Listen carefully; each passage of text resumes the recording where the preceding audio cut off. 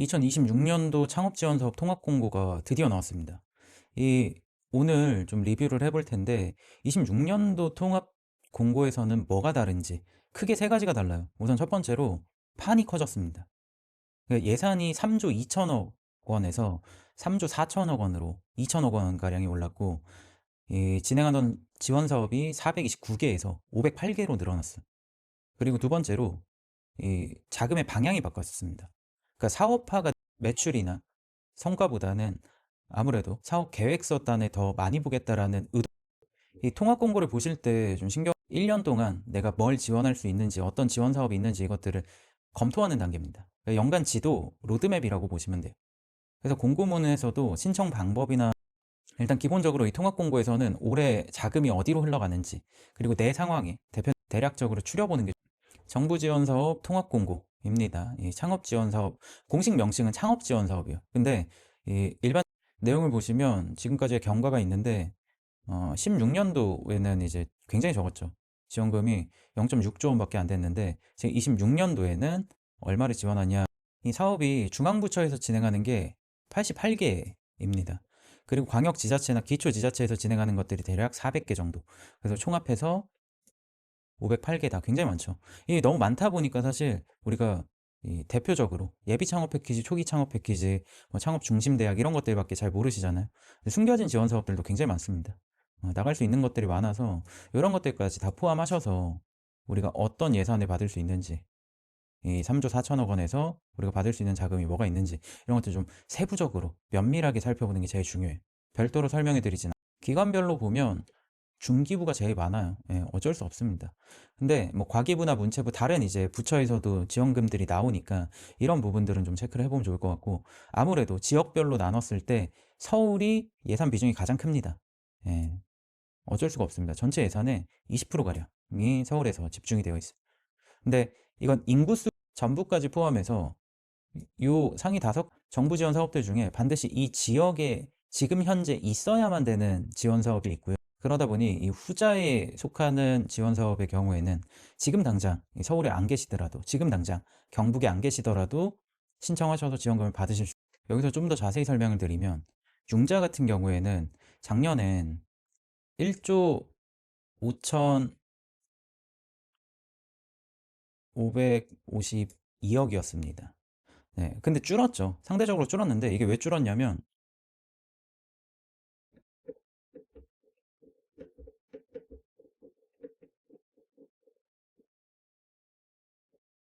이 융자 7건이 있습니다. 근데 여기 보시면 예산이 이렇게 나와 있죠. 근데 비예산이라고 하는 항목이 나와 있어요. 예, 이거 처음 보는 거죠. 이게 무슨 결국 여기 나와 있는 1조 4천억이라는 올해 신규 예산이 실제 25년도 예산보다 더 현실적으로는 높다라는 거예요. 어, 여기 나와 있는 공식적인 수치로는 떨어졌지만 실제로는 더 높다. 그래서 이걸 굳이 신경 쓰실 필요가 없다라는 겁니다. 예. 여기 나와 있는 수치가 줄었다라고 실제 예산이 줄었냐? 그리고 사업화 자금은 7,666억에서 8,151억으로 대략 500억가량 늘었습니다. 근데 이게 실질적으로는 더 늘었다고 보셔도 무방해요. 왜 그러냐면, 이 사업화 지원 사업 굉장히 많죠. 뭐 30, 예비 창업 패키지 지원하실 때 많이 들어가시는, 같이 많이 들어가시는 여기 창업 중심 대학도 있고요. 이것도 이제 800억인데 이것도 이제 900개에서 1000개 정도. 이건 이제 지역 중심이라고 보시면 더 좋을 것 같습니다. 지역별 혹은 기술별 중심이라고 보시면 좋을 것 같고, 청년들도 대부분 여기에 속해요. 청년 지원 사업, 청년 지원금을 받으려고 하시는 분들의 경우에 이 창업 중심 대학 쪽으로 많이 지원을 하시고, 진행하시다가 나는 이 지원금도 지원금인데 기본적으로 뭔가 체계적인 루트를 통해서 사업화 코칭도 받고, 지금 이 지원 사업들이 대부분 다 1월이죠. 뭐 제도전도 그렇고 성공 패키지도 그렇고 다 1월이에요. 근데 이거는 어디까지나 요 중기부에서, 중앙부처에서 이렇게 하고 싶다라는 거지, 담당자들이 지금 이 기관들이 대응은 하고 있어요. 대표적인 것만 설명을 드리면, 예비 창업 패키지 같은 경우에는 예비 창업자, 예비 창업자. 근데 이 예비 창업자가 나갈 수 있는 대표적인 지원 사업들이 많지 않습니다. 예비 창업 패키지나 혹은 아까 설명드린 창업 중심 대학 예비 트랙이 있죠. 요 예비 트랙이 있고, 그리고 창업 성공 패키지 청년 창업사관학교의 예비 트랙, 그리고 추가로 나갈 수 있는 게 좀 사업 특성에 따라서 나뉘기는 하는데 에코 스타트업 지원 사업이라고 있습니다. 요거 잘 모르시는 분들 많더라고요. 그러니까 녹색 산업 분야, 뭐 환경을 좀 개선한다든지 아니면 뭐 재활용이나 재사용을 한다라든지 이런 것들이라면 여기에 딱 적합하다고 봐요. 여기도 예비 창업 트랙이 별도로 있습니다. 그리고 이 분야별로 따지면은 뭐 농식품이라든지 농식품 벤처 육성 지원이라든지 여기도 예비가 별도로 있어요. 그리고 밑에 보시면, 그리고 마지막으로 특별한 이 산업 분야라고 하면 여기 해양수산 인큐베이팅이 있어요.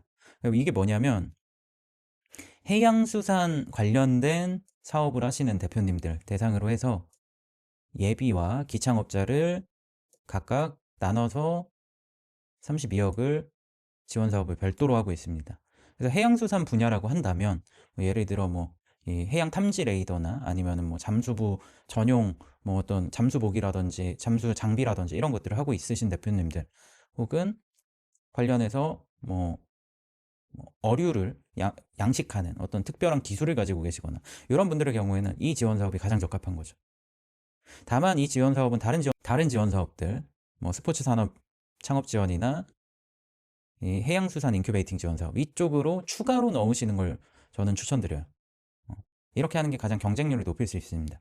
이런 거 보실 때, 대표님, 그러면 저는 이것도 되고 저것도 되고 조건이 다 되는데 이거 다 받을 수 있어요? 라고 물어보시는 분들이 있어요. 신청은 가능하신데 선정이 되셨을 때는 하나밖에 못 받아요.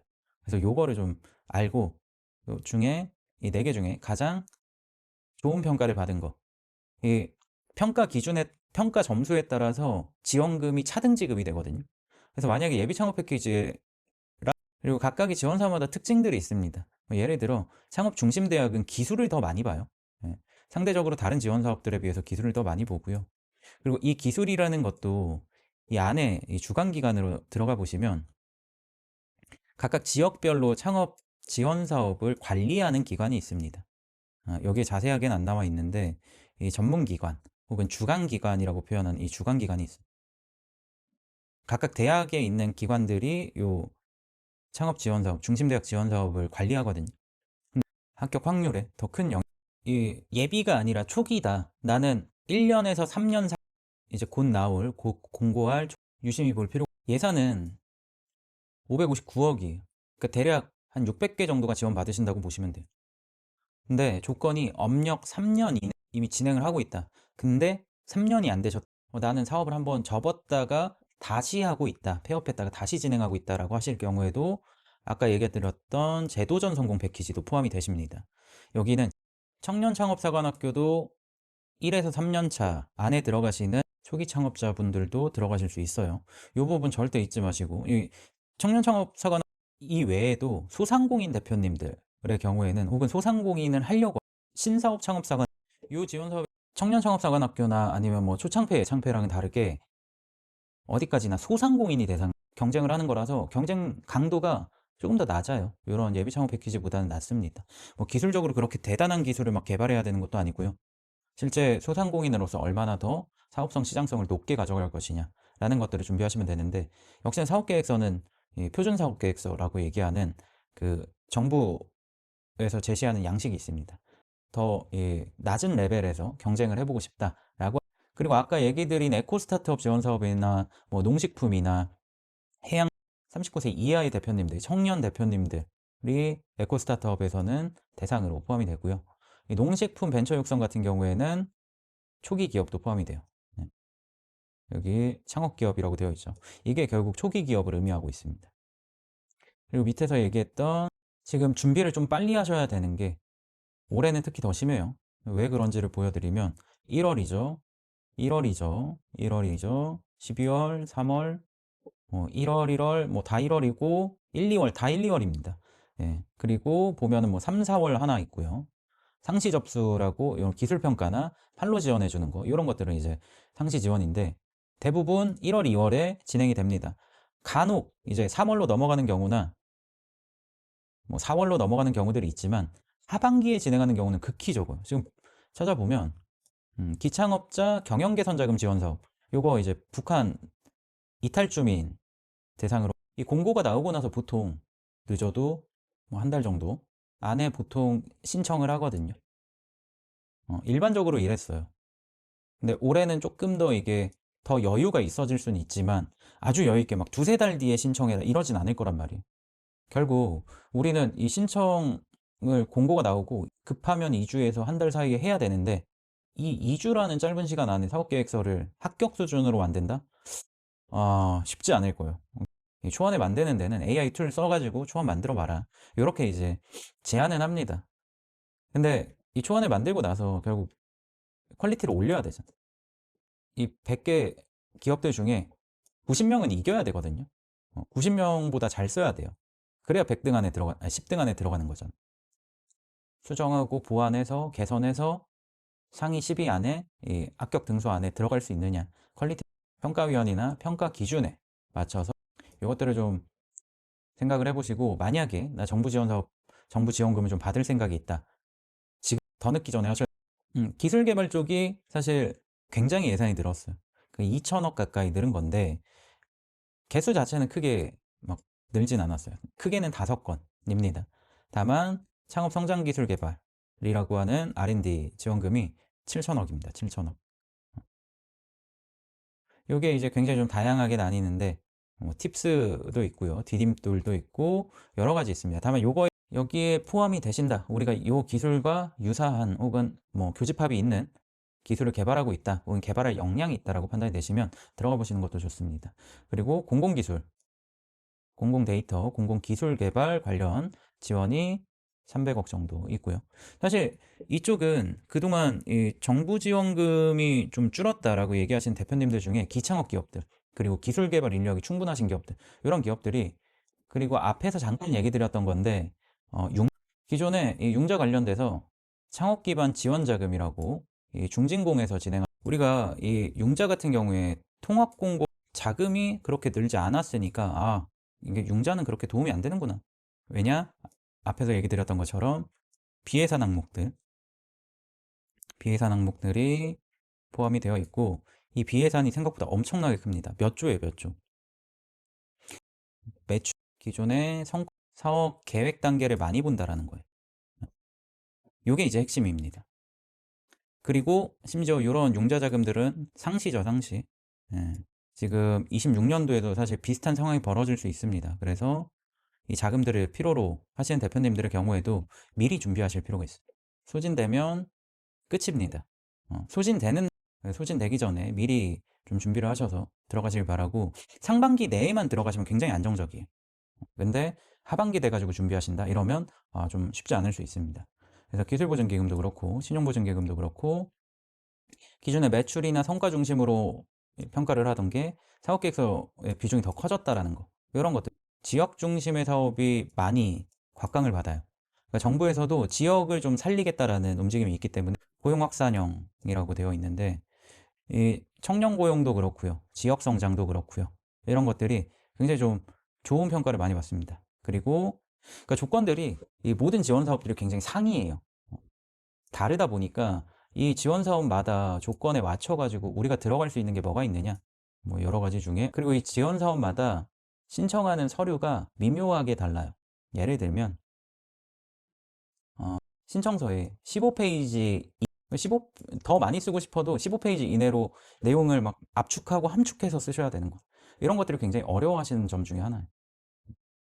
뭐 많이 쓰고 싶다고 이제 30페이지 쓰고 40페이지 쓰시는 분들이 있는데 실제 평가 시간이 굉장히 좀 한정적이다 보니까 이 30페이지, 40페이지 쓴 기업을 위해서 시간을 더 할애하진 못해요.